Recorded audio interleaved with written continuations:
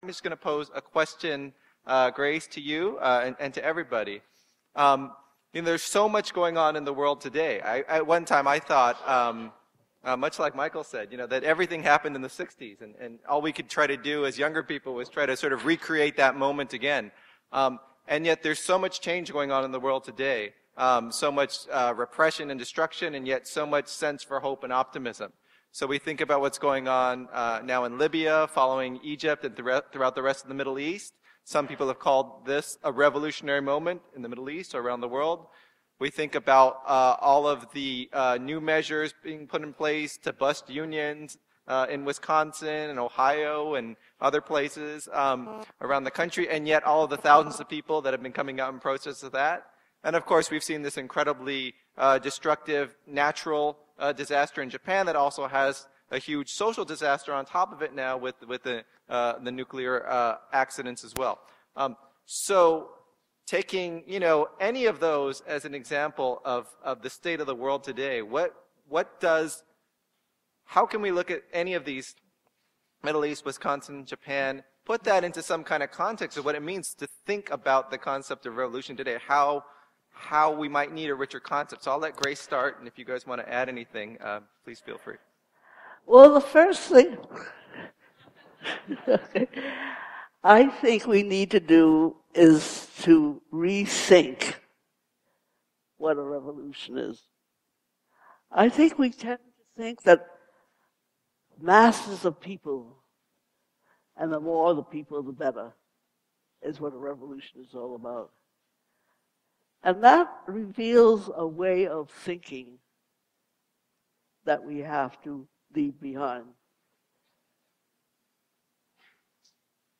Margaret Wheatley, who is a wonderful woman,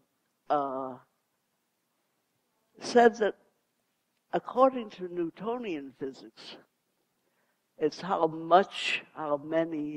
you increase the mass of the people who are involved.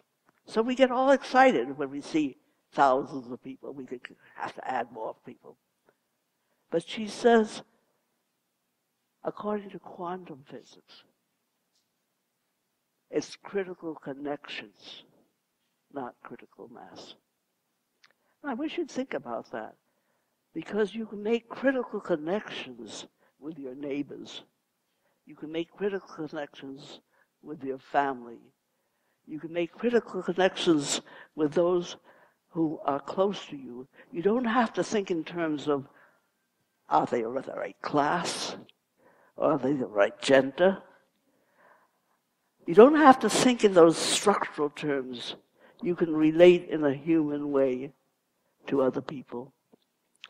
And we're at a point in the evolution of humanity and in the evolution of the concept of revolution where we have to think much more in terms of critical connections. We have to think much more in terms of beloved community, and how if we think differently, let me give you an example. In Detroit and all over the country, they think of young people as a problem. If you think of young people as a problem rather than as a solution, you're in a lot of trouble. You begin putting locks on all the doors of the school. In Detroit, they're even thinking of having prison cells in the schools. It's not only that the schools are a pipeline to prison, as they are today, but they're actually going to criminalize young people as a generation. And it's so necessary under those circumstances to think differently about education. It's so necessary to think differently about young people, to see how, if we look at them differently, if we enable them to see themselves differently, they become the solution. They become the citizens that can begin to solve the problems of our dying cities, as Martin Luther King put it in one of his last speeches.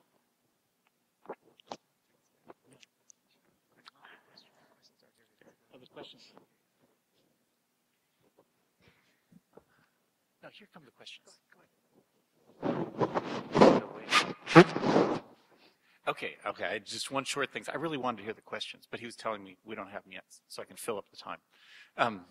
Which is, at least part of the question that Scott asked, I was thinking about how it's often seemed misdirected to me, or partly reflecting on what Grace just said, the way the Egyptian and Tunisian experiences in the last month or so have been called revolutions. I mean, one of the really great things I think that had happened one of the things that excited me is that the events, especially in Tunisia and Egypt, swept away a certain fundamentally racist assumptions that Arabs politically are only capable of either a kind of religious fanatic government or obeying some authoritarian government. That in a way that they've demonstrated, in a way that the revolts have demonstrated a political capacity for inventing democratic forms. But my feeling is that they've been called relentlessly revolutions in the mainstream media, and I think that has cast them as a kind of repetition of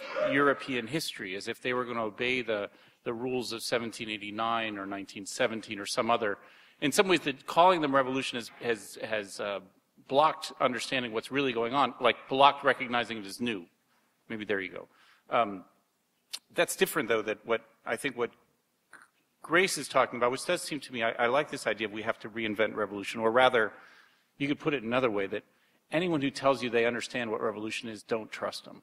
That it has to be, that it is something that has to be invented. And I would say also, if Tunisia and Egypt, and if only Libya, could become revolutionary situations, it would have to be something that comes after the revolt, that comes after the toppling of the dictator, and something that like Grace said too, is a much longer constituent process of constructing, of inventing a new society, which isn't there yet. Okay, so there are a lot of questions. I'm going to try to get to as many of them as possible, though we'll be here for the rest of the weekend in all types of capacities discussing many of these questions. So the first one is asking us to compare whether we need to be focusing on unifying the left or fighting the Tea Party. How do you choose between these priorities? Do you want to read several at a time, or do you want to? I'll try to do that next. Okay. I'd like to address that question of unity. You know, people quote Frederick Douglass, without struggle there is no progress. And they usually think only of struggle against the opposition, against the enemy, against the counter-revolution. I interpret that differently. I think we have to struggle among ourselves. And I think the extent to which we make unity the goal limits our capacity and our need to rethink. Because, you know, I was doing an interview with some people on Nkrumah the other day, and I think back to the struggles for independence and how the independence leaders thought that if, in Africa particularly, that if they were able to take over the government, everything would be granted to them. And yet I don't think the revolution actually started in Kenya and in Africa until Wangari Maathai started the Green Belt movement. The men who led the independence struggles were mostly Bantous. They're mostly people who had been to the United States or to Europe. They had very Western ideas of what progress was. They wanted to catch up. They wanted Africa to catch up with the North. And they ignored the women who lived in the rural areas and who were the ones who fetched the water and the wood, and therefore had a very different view of the environment. And so when Wangari Maathai went back to Africa after being in this country during the last years of the Civil Rights Movement, she began to organize the women She was divorced by her husband as a witch because she challenged the male leaders. She began to organize the women. You know, she got a Nobel Prize in 2004. And they began to relate to their environment and to their daily needs. And the result was the emergence of women's groups, small groups, all over Africa. That, to me, is the future of Africa and also of North Africa. It's very exciting to see the demonstrations in Times Square.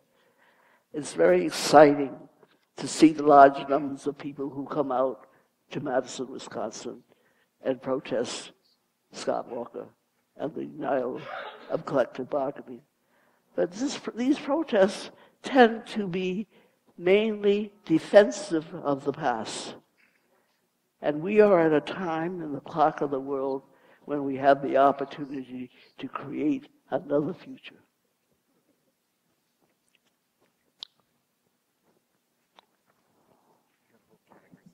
Okay, try to group some of these together. These questions are, what do you see as the barriers to the paradigm shift needed in a radical revolution of values? What do you tell non-political friends who don't question the system at all? So these questions, you know, the struggle, the difficulty. What do you... Michael, why don't you handle that?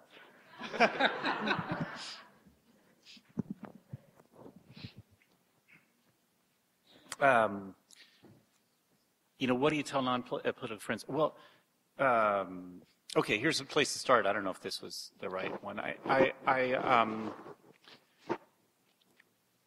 remember being quite frustrated with activist friends in the 1980s when it seemed like activism, that our being political was always, and our activism was always about a kind of duty and self-denial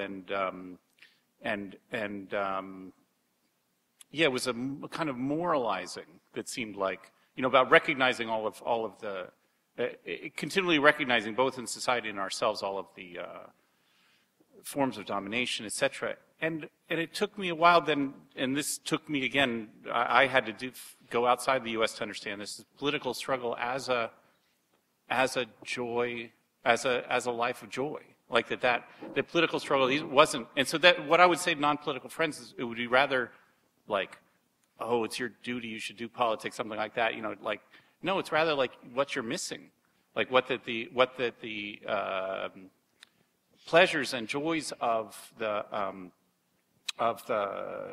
struggle for change. I mean, even calling it struggle then makes it sound like something. Of course, it's tiring and everything, but I mean, these two could actually explain this much better than I, what the joys of a revolutionary life are, and how it's and how much so much better than sitting on the couch. There you go. I don't know about anybody else, but for me, after all these 80 years, 60 years of struggle, I've come to believe what I keep hearing kind of in the background. They don't tell it, you know, they don't emphasize it too much. But they say, what, 2% of those in power are controlling all of the world's resources, and they have all of the money. And I don't believe that they are going to voluntarily give up any of it. Any of it. And I think we have to watch them as they are attempting to hold on to it, and they may call something a revolutionary struggle. And we have to question that in our minds. Is that really a revolutionary struggle? Is that, you know, is that going to bring about change? And if it is it going to be what I want to see the world be? So I think we have to, while we're seeing the enemy under attack, and the enemy is under attack, but, you know, we can't go out there and we can't support him while he's under attack, you know. I just got to sit back and smile and say, okay, you getting it? And if it comes to me, I'm not going to support him in what he does. Mao Zedong said, all art, all literature, all media serves a class interest. And that 2% got that class interest out there, and they are pushing it. And they are pushing it, and we have to try to analyze, keep our minds together, analyze what's going on. Who are our enemies, and who are our friends, and when do we need to act, and how? Meanwhile, get our minds together so that when the time comes, we can push forward fast. Thank you. Okay, there are several questions on the topic of education. So first, thinking about places like Detroit, where the public education system is in so much crisis, so many things are being privatized. There's a plan right now to turn about 40 Detroit schools into charter schools over the next 3 to 6 months, which would be a very radical undertaking. And of course, there are many schools being closed. So how do we think about the crisis to public education? And at the same time, while people are fighting against privatization and the defunding of schools, how do we deal with the fact that the schools themselves are so riddled with problems even to begin with?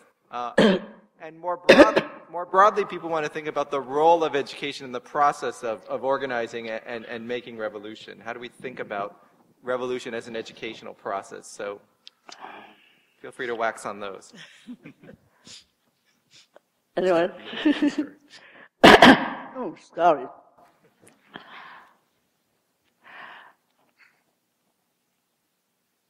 In Detroit, something like 10,000 students drop out every year. Each one of those students represents $6,000 to $7,000 in state aid. So you can imagine the fiscal crisis that we are in. And you can imagine how people think, as the financial manager, emergency financial manager, Bob thinks, we'll close schools. We'll break the union. They think of all these ways, economic ways, to solve what they think is an economic problem. It's very hard for them to understand that schools are a relatively recent development in human history. There was a long period during which kids were part of the society. They were smaller, but they participated. In the medieval period, they learned from the guilds, they learned skills.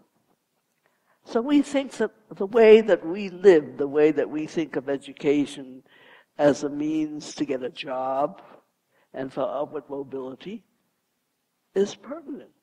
That's the way people should think. That's how we should reorganize our schools. And a lot of people have a lot of stake in that. I mean, people think in terms of jobs, the millions of jobs that are provided by the school system. They have an economic stake in it. And so it's very hard for them to make a paradigm shift and to understand that once we enlist young people in what is called place-based education, and once we enlist them in solving problems, and once we understand that they are potential citizens, and that while they're in school, there's no reason why they should be practicing citizenship, we begin making a paradigm shift. And it becomes the only way in which we can avoid our schools being turned into prisons. And that's what's beginning to happen in Detroit. We had a huge, wonderful meeting last night at the Boggs Center on another education's happening, where we learned about the things that people are actually doing to create another kind of education. So don't wait for Arnie Duncan. Don't wait for Obama. Don't wait for anybody in the White House to solve this problem. It's an opportunity for us to change the way we look at children, to change the way we look at education, and to begin to close that gap between the age groups, which has been one of the reasons for our growing devastation in this society over the last period. Okay. I'm going to connect two threads from a number of questions. The first is to think about all of the abandonment in cities like Detroit. We don't have a glitzy entertainment district like Times Square. We don't have any big shopping malls. We don't have really more than a handful of even big box stores. And there's not even a single corporate grocery chain in the city of Detroit itself. So there's so much abandonment. People want to know, what is the significance of that? Why is that happening? And at the same time, people are asking questions about how do we, if we know there's something wrong with inequality and the rule of private ownership and private property over our lives, how do we think about alternatives? What does this concept of the commons, mean, and how do we make that meaningful? So, maybe Michael, you can start on this.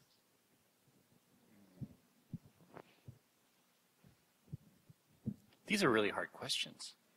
I'm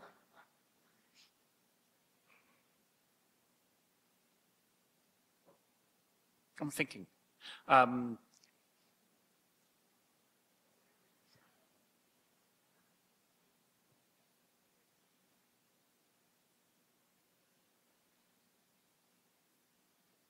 I don't have a good way of starting. Do you have a way of starting? And then I'll go. I mean, in a way, how. I mean, in some ways, the question is asking us to reflect on how the abandonment of the city has been met with an autonomous construction of alternative city.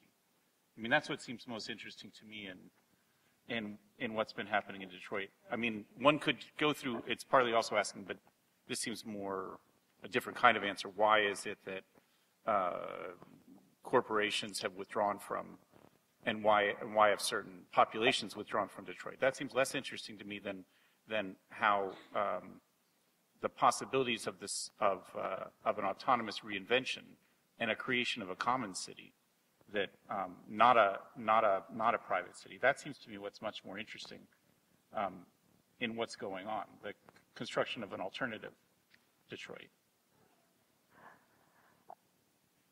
I'm going to use a phrase that I very often use, that Detroit was once a national and international symbol of the miracles of industrialization.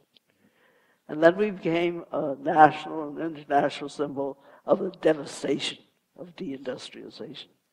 And now we're becoming a national and international symbol of hope, of something new emerging out of abandonment and devastation. And I think that the impulse very often is to think that the attacks of the counter-revolution or the devastation of deindustrialization are negatives. And it's very true, they are negatives. But one of the most important things I learned in my first year of graduate school was reading Hegel's Phenomenology, and in which he explained that you don't get to the absolute or to self-determination or to freedom like a shot out of a pistol. You have to go through the labor, patience, and suffering of the negative. And I think to welcome the opportunity and to respond to the negative as granting you an opportunity to make a great change and have human evolution is where we are in the clock of the world. It's another way of thinking. We have the opportunity to make a evolutionary change in what it means to be a human being, that's not just anatomical. We think of evolution mainly in anatomical terms. You begin to walk on your 2 legs rather than 4. But I think it's the way that we think. You know, in the book Revolution, Evolution in the 20th Century, chapter 6 is called Dialectics and Revolution. And it's written by Jimmy. And he says, it was published 30 years before 9/11.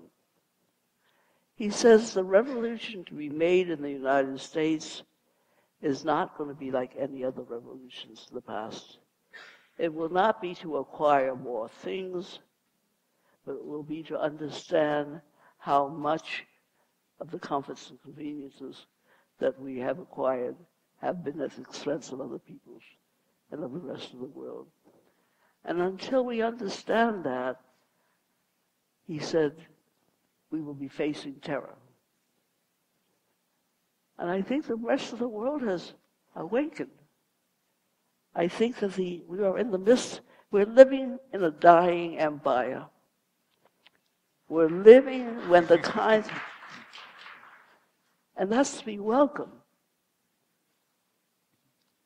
Because we have gathered our comforts and conveniences, and our empire has expanded at the expense of other people's and of the rest of the world.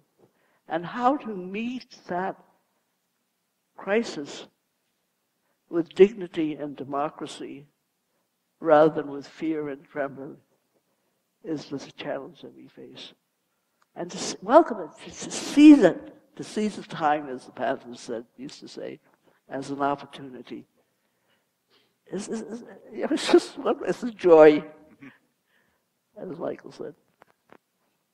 Michael, maybe on the commons question, I mean, maybe you could explain, since you've written about this quite a bit, what do we mean by the commons? Does it mean, single-payer health care for everyone? Does it mean socialism? Or is there something new about this idea of the commons that you're trying to communicate?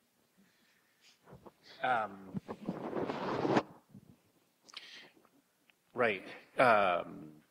Okay, so Tony, my co-author, and I are trying to think about something that's an alternative to property, and both an alternative to public property, meaning state control, or private property, and with the idea that our general social understandings are sort of myopic and to see the world only as public or private in these sense. Either it's controlled by the state or it's controlled by private property, and instead, much of the world already, we argue, is already common in the sense that it's open and shared and constructed, like Grace was saying before, about the intensity of relation. I can't remember exact terms from quantum physics, but something about the intensity of relations together, which are already common, not controlled by property, either public or private.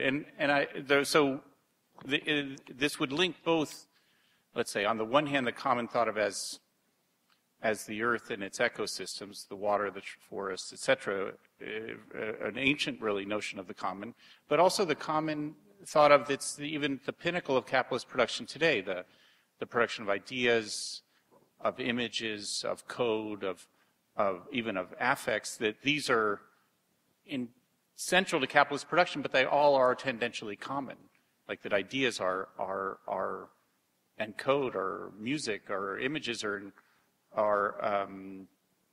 shareable, and then a way making them they are only productive, really, also insofar as they're shared and shareable. So it's, I guess, that for us trying to see two things, but I guess trying to see the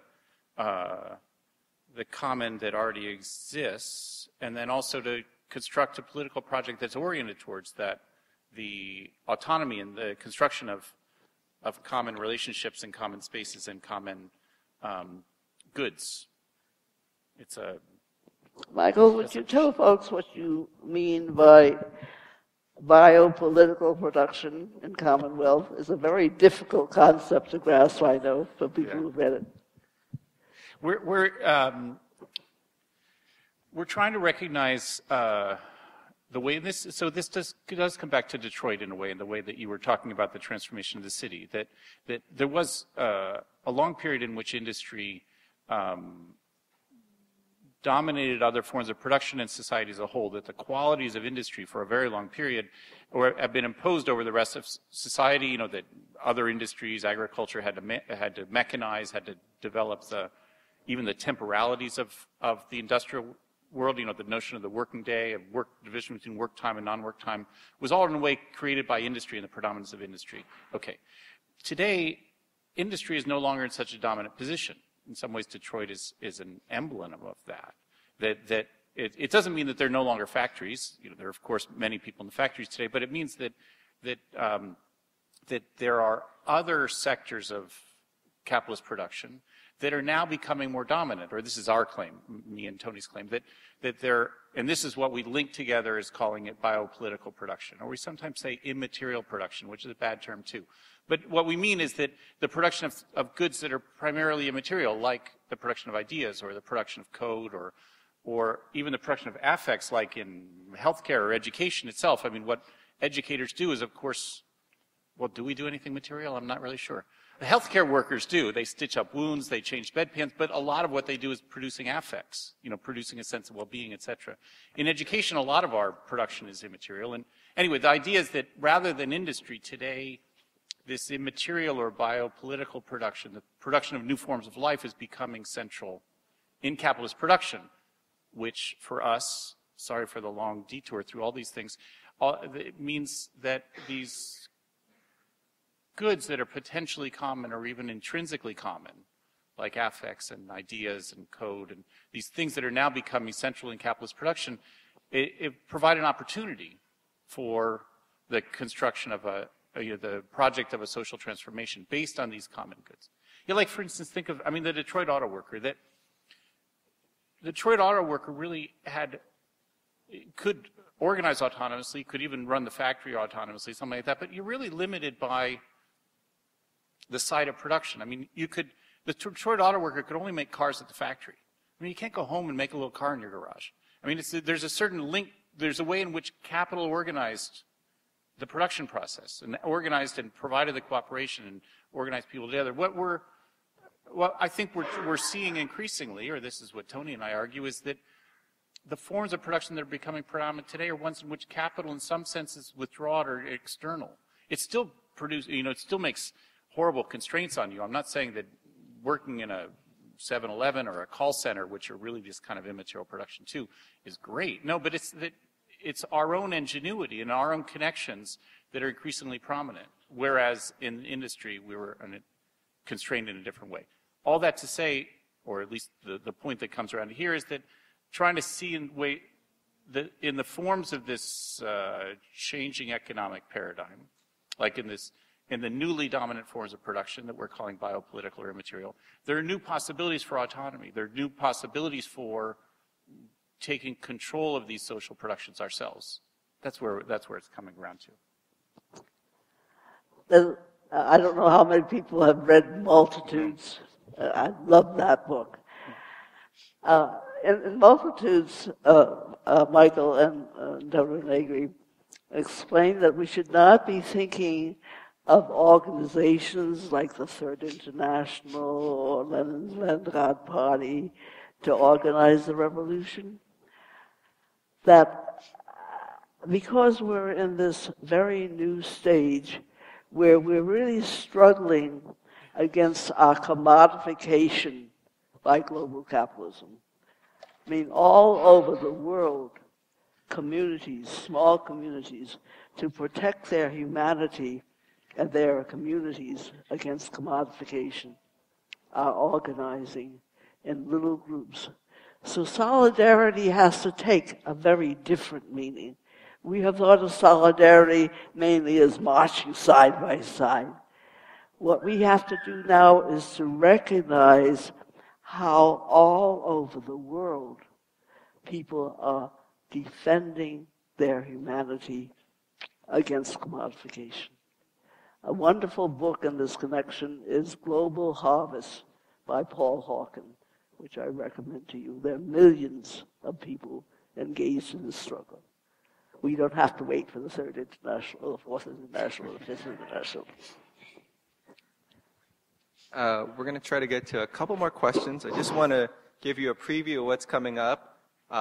So there'll be a reception and a book signing afterwards. At 7 o'clock, we're going to do some short film screenings, including a sneak preview of a new documentary that's still a work in progress. So you'll get a chance to see some of it for the very first time. And this is a documentary on Grace Lee Boggs, which is being made by filmmaker Grace Lee from Los Angeles, who's here with us. So stick around for that.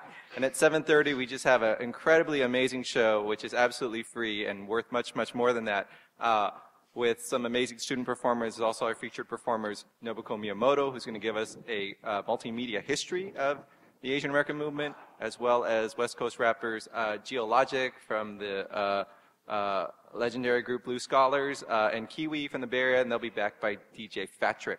So stick around for that at 7:30. Couple more questions, hopefully we can get in. First question, people want to know about the changing place of Asia in the world economy and world politics. What does that mean? And particularly, does it have any implications for Asians in the United States? I think it's a time when Asian Americans have a whole lot to contribute to Asia. You know, my father came here like many Chinese peasants because this was the Golden Mountain. The United States was the zenith of civilization. And though we were a very small minority, we were almost invisible. The goal was to become like this country all over the world. And that's no longer the case. And we who are Asian Americans and who have experienced at what expense people of color, Native Americans, African Americans, and also Asian Americans suffered in order to achieve this economic growth, and who understand how it's ended in the devastation of Detroit and created the opportunity to begin the world anew. I think we have a lot to tell the people of Asia. I have had folks come to the Boggs Center who are scholars in this country, and they are like children in a playground. They sense there's something new happening here. And I think we Asian Americans particularly can carry that message. We have a responsibility also, because what happened in Japan, what's happening to the skies over Beijing and Shanghai, are a warning that the world needs to begin anew. Okay, I think I'll just pose the last question, and I'm going to ask, we'll go down the line and ask you all to address it. It unites many, many of the questions here, and they're particularly coming from younger people, at least from what I can tell from the way the questions posed. So, in 2008, of course, we elected Barack Obama, first African-American president, replaced George W. Bush. There was so much work that went into it, so many young people that came out, people of color, new voters, and there was so much optimism that the sense that this was part of some grand transformative change, right? Not just the election, but what would come next. Since that time, people, on the one hand, have seen this huge backlash from the right wing, the Tea Party. We had questions about that. At the same time, there's a lot of disillusionment or pessimism on the part of people who felt like they did a lot of work, and they're constantly disappointed by Obama's compromises or his giving in or his sort of lack of nerve. And there are a lot of questions saying, what should young people do? What should I do? How can I make a difference? So, you know, some directly in relationship to what's happened since 2008, some just more generally thinking at a point in my life, I realize the need for change. Where do we start? So let's start with Michael Hardt.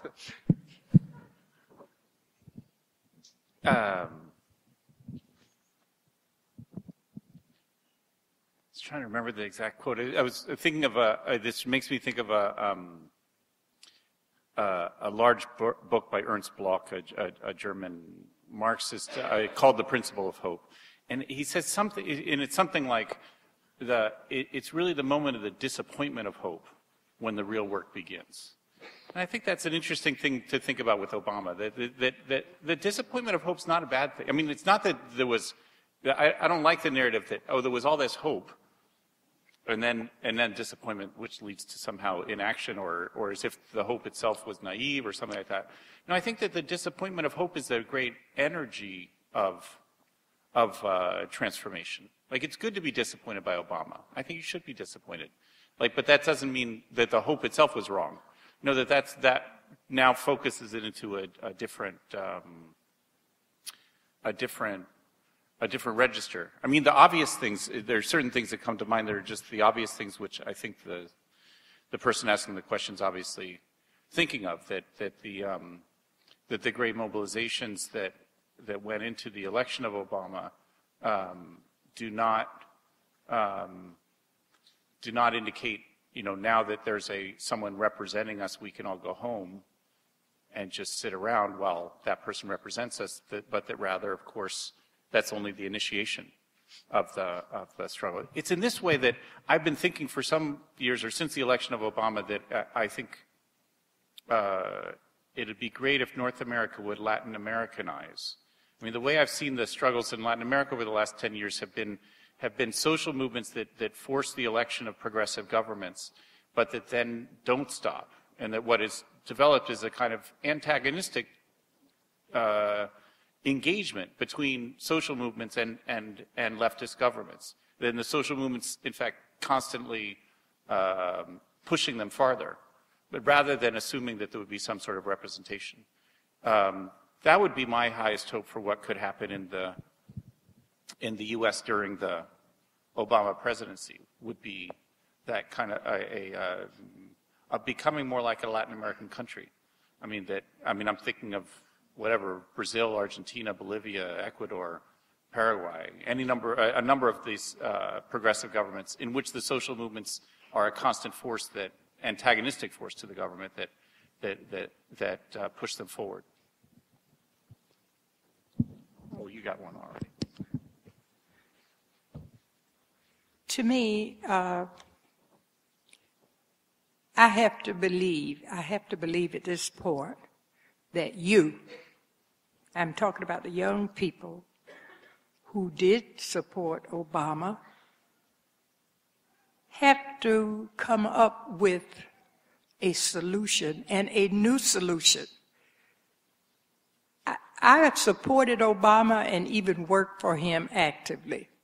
But while I was working for Obama and all that change he was talking about that I wanted to see as well, I had no illusions that Obama could get in the office and change the system that systematically oppresses me. So let me say, my hope is in you finding a way that we can change ourselves and the system that oppresses us to make a better world. Let me leave it at that. Thank you.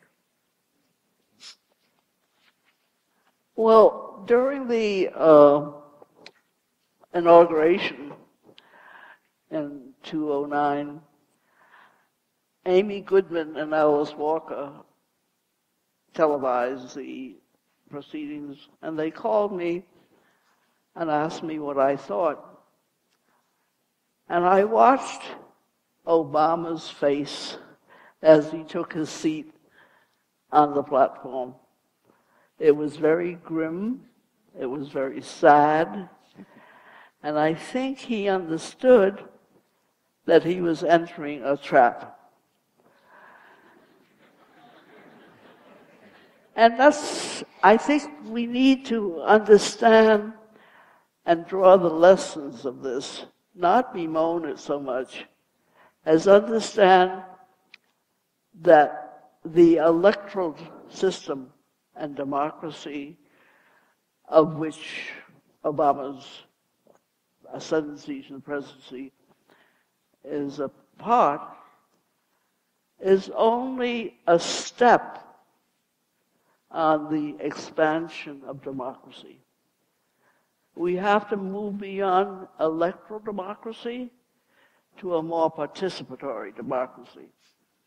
We have to be assuming responsibilities for making decisions that matter to us and to the rest of the world.